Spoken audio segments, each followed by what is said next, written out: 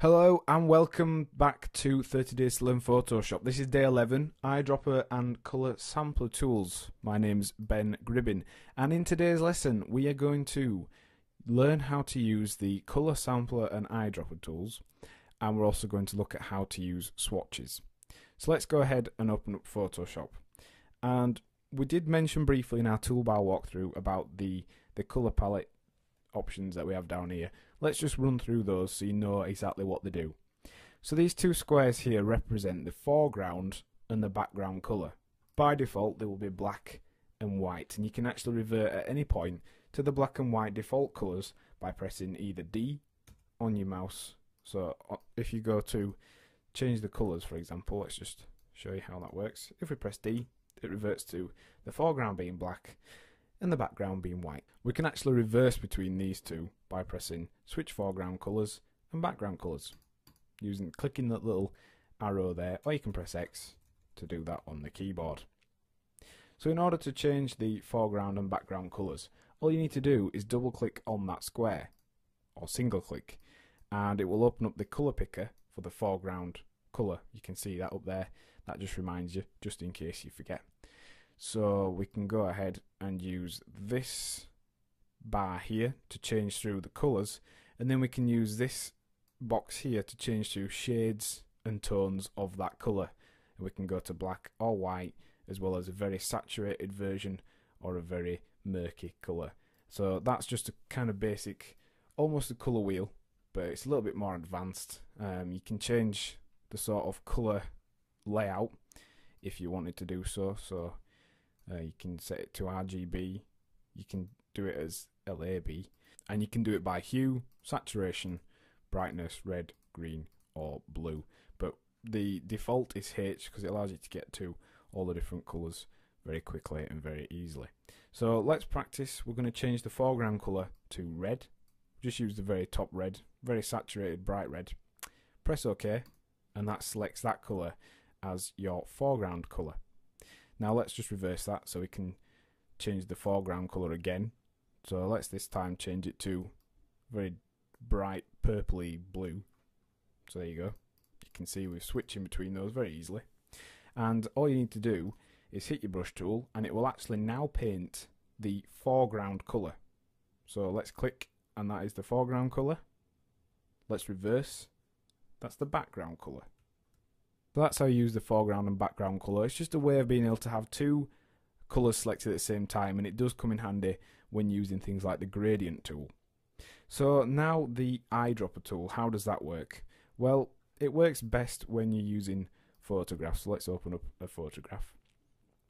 Let's say, for example, we wanted to paint out all this patterning and noise and things on the back of this stamp. Well, in order to do that, we would select this area. I'm going to just do this very roughly. So we'll select this outline here. Let's just go to there, sorry. We're just going to do a rough outline of the bird. It's a little bit blurry anyway. So we selected that area. Now if we click on our brush tool, we can just confirm the size we're going to be painting in, etc. That's fine. If we click on the eyedropper tool, which is selected by pressing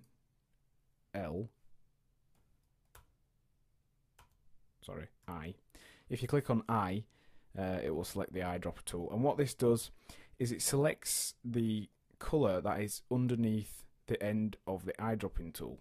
Now, if you're not quite happy with the cursor there, you can actually press cap locks, and it'll give you this crosshair, which is a little bit more accurate, and then you know whichever colour is directly within the centre of that crosshair is going to be selected. So let's go ahead and let's select this kind of blue colour here. Now we can actually simply click, but if we click and hold, it shows us this preview. So the lower half of this circle is the colour that we have selected currently, and we can use this circle by holding down the button to actually try and match a colour to the colour we've got currently. So like there, it's barely changed, and also we can just use it for reference. It does show you the colour you are currently selecting, but you'll notice the foreground colour does change as well as you're hovering over all the different colours. So that's a handy little feature. So by clicking, that will reset the foreground colour to whichever colour you have selected. And if you wanted to change the background colour, all you need to do is press Alt, and then same process, works exactly the same, but you'll notice now the background colour is changing. Now currently we've got the sample size to be 1 pixel, so if we zoom right into the maximum we can zoom in, when we use the eyedropping tool, it will be actually that colour or that colour. So you can actually pick the pixel colour. But sometimes, if you notice, all these pixels here, in real life, to the eye, would appear as basically a flat colour. But because they're in a photograph and because we can zoom right in, all these are a different colour, and we've got some really funny shades in there where you think it would be just blue, and that's from the noise from your camera. So what if we wanted to get a more average colour sample from here? Well, we can use the point sample under the options panel. If you click 3x3, let's go back into the grid size. If you click on 3x3, it will actually do an average of a 3x3 grid. So that would actually be 9 pixels. You can do a 5 pixel average. You can do a 11 pixel average. You can do a 31 or a 51 or a 101. So you're getting a real kind of average across the board colour sweep. Now that would be quite handy because here we have a lot of funny greens and all kinds of strange blue colours in there. So if we use 100 by 1, we're going to get a nice flat blue colour. That is a nice cross representation of the area we've selected. So that would be good to allow us to then select a more generic general blue colour. Let's go and brush in this area like we said we would do then. And you can see that's a pretty decent match really overall for that stamp colour. So that's how you use the eyedropper to select colours out of an image, and how you are able to select cross samples that are bigger and smaller using point sampling. Let's do colour samples now. So let's just remove that paint we did on there. If you click onto the eyedropping tool, and if you go onto colour sampler tool, it's accessed under the same shortcut. So if you press Shift and I, that will cycle through all those different samplers there. But we want the colour sampler tool, so it's the one with the crosshair on it. What this does is allows you to select up to 4 colours. So what we're going to do is we're going to show you why you do that now. And in general, it's probably more for web designs. So let's go and put colour sampler there. You can see it gives us a number on the sample, and then if we select one from within this space background, changes the number to 2, keeps the original one. Let's do one on this bluey background and one on our button there. You'll notice the info panel opened up automatically as we were adding those, and what it did was add these 4 colour samples here. So that's good because we can then use those, revert back to those in order to be able to tell what the colours are. So let's click on the colour sample tool, and if we right click on our colour sample, we can put it to all these different colour modes. We can work out all sorts of things based upon where this colour sample is. So we've got our colour samples laid in there. We've got the panel here. If we go onto the colour picker, what happens if we type in the codes we have here, RGB 205, 226 and 226, is it matches the colour exactly. So, 226, sorry. 226, and that is the exact colour we've pressed on our sampler. So that would give us basically the background colour of this web page, and that's essentially what the colour sampler is for. It's got the same sort of options as the eyedropping tool, so you can change the sample size. You can also change the precision. If you press caps locks or on or off, you can get the crosshair. Now, in order to save colours, you need to use the swatch panel, and this is over here. It's under the colour and styles group set.